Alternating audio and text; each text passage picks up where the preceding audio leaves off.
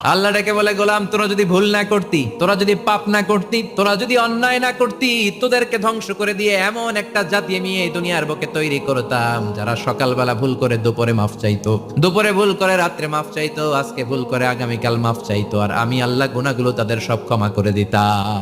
ক্ষমা করে দিতে আল্লাহর বড্ড ভালো লাগে। বান্দা আল্লাহর কাছে বারবার চাক, চোখের পানি ছাড়ুক, এটা আল্লাহ পছন্দ করে। চোখের পানির যে কত পাওয়ার আপনি কল্পনাই করতে পারবেন। অনুশোচনার চোখের পানি চোখ বেয়ে নাকের ডগা পেয়ে জমিনে পড়ার আগেই আল্লাহ এই বান্দারে মাফ করে দেয়। বিশ্বনবী ডেকে বলে, ও আমার উম্মতেরা শোনো, আল্লাহর কাছে দুনিয়ার মানুষদের দুই ফোঁটা পানি সবচেয়ে প্রিয়।